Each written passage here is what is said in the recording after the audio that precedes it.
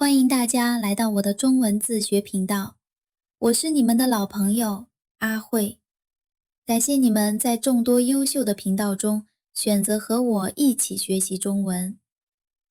今天我想和大家聊一个老生常谈，但又让每个人都感到头疼的话题，那就是坚持。我相信在座的每一位朋友一定都有过这样的时刻。在新的一年开始，或者在某个深夜，突然热血沸腾，立下了一个宏大的目标。也许是我要在3个月内练出马甲线，也许是我要在1年内精通中文，考过 HSK 6级。我们总是觉得，只要我下了决心，只要我买了最好的装备，只要我报了最贵的课，我就一定能坚持下去。但是，现实往往会给我们泼一盆冷水。过了一段时间，你会发现，那张健身卡变成了洗澡可，那些买回来的中文书变成了泡面盖。所以，今天我想带大家换个角度，去重新审视一下坚持这件事。为什么有些人看似不费力，却走得很远？而有些人拼尽全力却半途而废，这其中的秘密可能和你想象的完全不一样。首先，我们要聊聊到底什么是坚持。在很多人的印象里，坚持就是一种苦行僧式的修行，它是每天雷打不动的早起，是风雨无阻的训练，是哪怕生病了、累了，也要咬牙切齿地完成任务。我们往往把坚持和意志力画上等号。如果你没坚持下来，你就会责怪自己。哎呀，我这个人意志力太薄弱了，我很没用。但我想告诉大家，真正的坚持并不是靠意志力死撑。人的意志力是一种消耗品，就像手机的电池一样，用一点就少一点。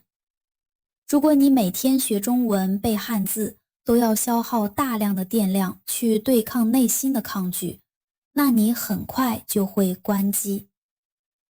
我认为真正的坚持是一种长期主义的生活方式，是一种在让自己感到舒适的节奏里持续地做一件事。它不是短跑冲刺，而是一场漫长的马拉松。在马拉松里，没有人会一开始就用100米冲刺的速度去跑，因为那样做注定跑不到终点。坚持不是要求你每一天都达到满分，而是允许自己有时候只做60分，甚至有时候不及格，但你依然在这个跑道上没有离开。为了让大家更明白这个道理，我想举2个非常具体的例子。我相信大家在生活中一定见过这2类人。第一个例子关于健身。想象一下，有2个人同时决定开始锻炼身体。A 先生非常激动，他对自己发誓，从明天开始我要改变自己。于是他一口气办了一张为期1年的健身卡，还是那种最贵的私教包年套餐。不仅如此，他去运动品牌店，从头到脚买齐了最专业的装备，速干衣、压缩裤、最新的跑鞋，甚至连运动水壶和蛋白粉都准备好了。当朋友问他，你能坚持吗？他拍着胸脯信誓旦旦地说，放心，钱都花了，我一定要1周练7天，风雨无阻，我要在1个月内瘦10斤。B 先生呢，看起来就没那么专业了。当朋友问他能不能坚持时，他挠挠头，有点犹豫地说，我也不敢保证，我平时工作挺忙的，身体也比较虚，我想先试试看吧，也许一周去个1、2次，或者是想动的时候就去动一下，主要是看看身体能不能适应，如果太累了，我就休息。他甚至没买新衣服，就穿着旧 T 恤去了。我想问问大家，根据你们的经验，半年之后谁还在坚持？大部分时候，答案是 B 先生。为什么？因为 A 先生从一开始就把期望值拉得太高了，他把健身想象成了一种只要投入就能立刻看到回报的剧烈改变。当他开始高强度的训练，第一周可能因为新鲜感还能坚持，但第2周浑身酸痛，工作加班，天气不好，各种阻力袭来。因为他承诺了1周7天，所以只要有1天没去，他就会产生巨大的挫败感和愧疚感。这种心理压力会让他觉得，既然断了1天，那我的计划就不完美了，干脆算了吧。而 B 先生因为一开始就没给自己设限，他去1次就觉得自己赚到了。由于强度低，他的身体没有感到痛苦，反而因为偶尔的运动感到轻松。这种轻松感让他不排斥下一次去健身房。同样的道理，我们来看看学中文的例子，这也是我想重点说的。我们在学中文的圈子里也经常看到这2种人。同学甲下定决心要攻克中文这个世界上最难的语言，他报名了昂贵的强化班，买回了厚厚的一摞博雅汉语 HSK 标准教程，还买了很多专门练汉字的字帖，立志每天要背50个生词，每天要写1篇中文日记。同学乙只是单纯觉得中国古装剧挺好看，或者觉得中文听起来很有趣。他没有报名任何课程，只是随手买了1-2本最基础的入门书。他的想法是，我就随便学2句，能听懂你好、谢谢就行，太难我就不学了。结果往往是，同学甲在学到拼音的声调，或者开始写复杂的汉字，因为每天50个生词的任务完不成，产生了巨大的焦虑。他发现自己付出了巨大的努力，但听中国人说话还是听不懂。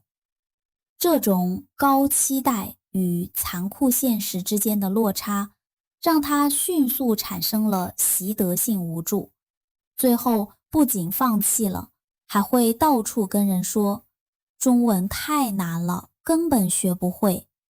而同学乙呢，因为他只求听懂你好，结果某天看电视剧时，突然听懂了一句吃饭了吗？他会兴奋得不得了。这种意外的惊喜，多巴胺奖励会驱使他去学下一句。他没有考级的压力，学得慢，但因为觉得有趣，不知不觉就坚持了1年，反而积累了不少词汇。结论就是，期望值越低，起步越轻松，心理负担越小，反而越容易坚持。在这个世界上，能笑着走到最后的，往往不是那些咬牙切齿想要征服世界的人，而是那些在路边这儿看看花，那儿除除草，不知不觉走得很远的人。说到这里，可能有朋友会问，难道我们就应该毫无追求，一直混日子吗？当然不是。我想传达的核心观念是，我们要学会把偷懒和放弃区分开来。这就回到了我们刚才说的例子，那个办了年卡的 A 先生，如果他在练了1个月后，发现身体吃不消，或者觉得太枯燥了，甚至停了1个月没去，如果这时候他能调整心态，对自己说，好吧，一周7练太难了，我不追求那个了。我现在开始，只要我有空，哪怕1个月去跑1次步也是好的。只要他能接受这个降级的目标并重新开始，哪怕强度很低，这也是一种伟大的坚持。同样的，对于学中文的同学，如果你之前像同学甲一样逼自己每天背单词，结果现在看到汉字就想吐，停了半年没学，这没关系，这不代表你失败了。如果你今天突然听到一首好听的中文歌，你想，我想知道这句歌词是什么意思，然后你去查了一个词，就在那一刻，你的坚持又回来了。真正的强者不是从不跌倒，而是跌倒后愿意趴在地上休息一会儿，然后换个姿势，哪怕是爬着，也继续往前挪一点点。所以我想对所有学中文的朋友说，如果今天累了，不想背书，那就别背了。躺在床上刷刷抖音，看看中国的综艺节目，甚至只是听着中文歌，通过歌词学学生词，这也叫学习。请允许自己间歇性的偷懒，允许自己状态的起伏。只要你心里还留着对中文的那一点点喜爱，只要你不彻底切断与中文的联系，你就还在坚持的路上。讲了这么多大道理，其实逐会我自己呢，不瞒大家说，我其实是一个特别容易放弃的人，简直是个放弃大师。以前我试过学吉他，手指头一疼我就不弹了。我试过戒糖，看到奶茶的第2天我就投降了。每当遇到困难或者觉得事情变得不好玩了，我的第一反应通常是，哎呀，算了，太麻烦了。但是既然像我这样没长性的人，为什么今天还能坐在这里，用中文和大家分享这么多呢？因为我现在正在努力做一件事情，那就是运营这个中文学习频道。说实话，做视频、写稿子，有时候真的很累，数据不好的时候也很想断更。但是我现在的策略就是我在前面说的低期望策略。我不再强迫自己一定要成为100万博主，也不强迫自己每个视频都要完美无缺。我告诉自己，只要这一期视频里有一句话能帮到大家，或者只要有1个人给我留言说，阿慧，谢谢你的分享，我就觉得很满足了。所以我现在的坚持不是靠死磕，而是靠大家给我的反馈，靠我自己心态的调整。在这里，我也特别想邀请屏幕前的你，如果你也是一个曾经因为太想学好而放弃过中文的人，或者你也是一个3天打鱼2天晒网的人，欢迎你在评论区告诉我，让我们组成一个并不完美的坚持者联盟。好了，今天的分享就到这里。最后，我想送给大家一句话：慢就是快。无论你是想健身还是想学好中文，请卸下那些沉重的包袱，扔掉那些不切实际的完美计划。从今天开始，做一个低期望的学习者，哪怕每天只学1个词，哪怕1周只看1页书，只要你还在路上，你就已经赢了。目前我也在努力坚持更新视频，如果你喜欢今天的内容，或者想陪朱慧一起坚持下去，请一定不要忘记点赞订阅我的频道。我们一起加油，既然跑不快，那我们就慢慢走，好吗？谢谢大家跟我一起练听力，我们下期再见。